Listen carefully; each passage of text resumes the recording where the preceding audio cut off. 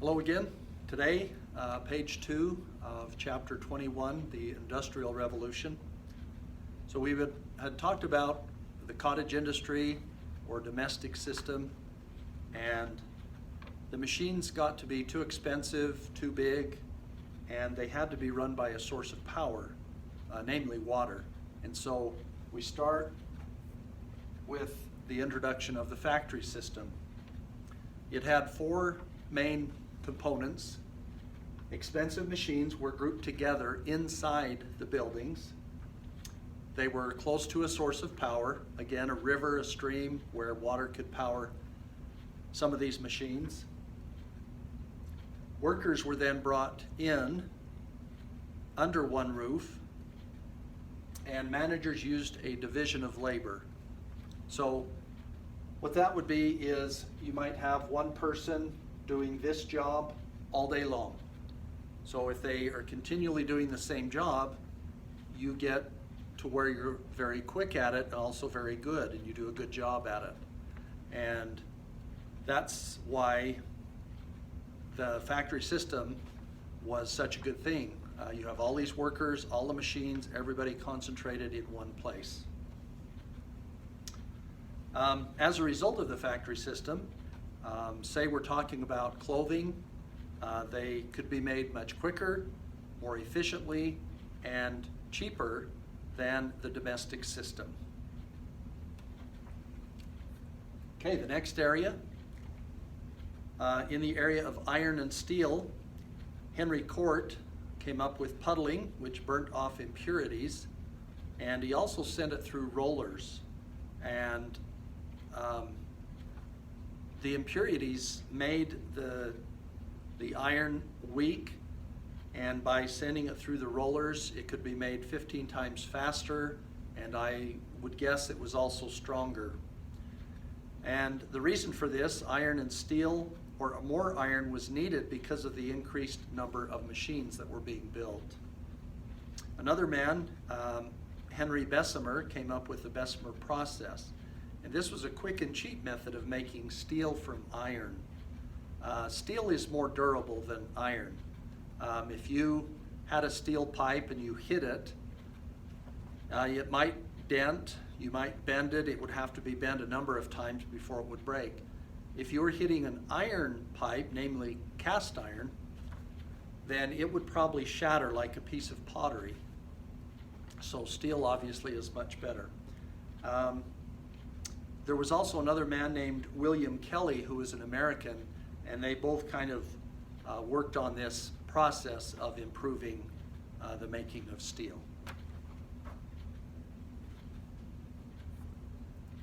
Okay, James Watt built a more efficient steam engine. This was one of the most important technological breakthroughs of the Industrial Revolution. You remember the story I gave you about McDonald's?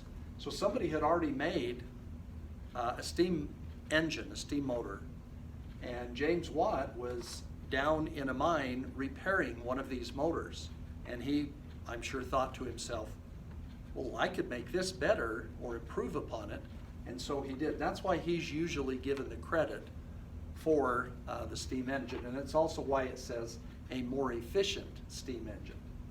And then George Stephenson developed the first, again notice, practical locomotive, and his was called the Rocket. I used to have a number of 16 miles an hour, but in your book it says that it was 24 miles an hour, and that was unheard of at the time. So it sped along at 24 miles per hour, and this triggered a boom of railroad building. There again, what was the result? It reduced costs of goods, so more people could buy them. Okay, a couple of other improvements. Alessandro Volta invented the first electric battery. Michael Faraday developed the first electric generator. Factories could now use electricity as a source of power.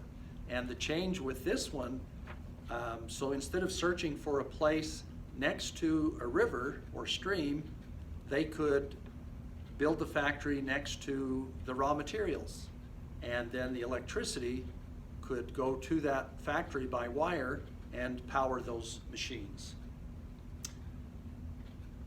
Okay? So the Industrial Revolution helped to raise the standard of living, and if you remember from geography, the standard of living is a general measure of quality of life. This was by the late 1800s. The United States and Germany joined Great Britain as the world's industrial leaders. And so more and more people started to enjoy better things about life.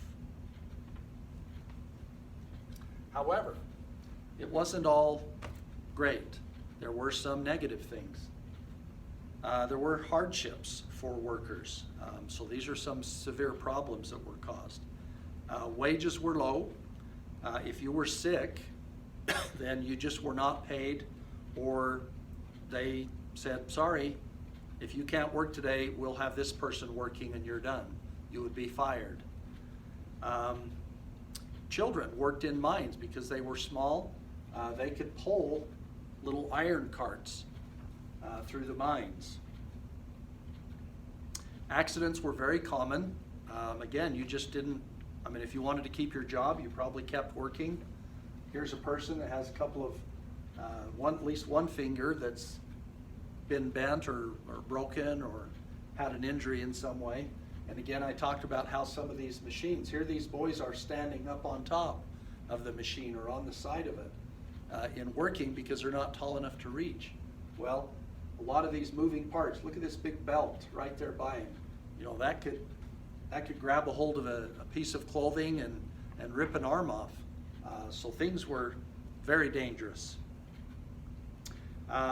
So accidents common, long hours could be expected. Early on they probably worked 7 days a week, and then maybe it went down to 6 or 6.5. So it was the clock, the machines, and the schedules that ruled people's lives. Okay, the term urbanization is the growth of cities. This was caused by the Industrial Revolution. Cities were not prepared for this increase in population, and lives were disrupted, but it did provide some benefits for the people. So things like housing, sanitation, hospitals, they couldn't keep pace with the increased number of people moving into these cities all the time. So the crowded conditions, there were open sewers, disease was rampant, a lot of factory smoke. The filthy streets caused the disease to spread quickly, and there's a statistic that 26 out of every 100 children did not reach the age of 5 years old. So that's a pretty drastic amount, 25%. Charles Dickens, who wrote the story about Oliver Twist, painted a dreary picture of these conditions as we saw in the movie. Oh, also another thing, crime was very high in this. Okay, the next section talks about some economic theories, and one of those is called laissez-faire. It's a French word, obviously, and it means to leave alone or let alone. And thinkers of the time felt that government should not interfere with businesses. And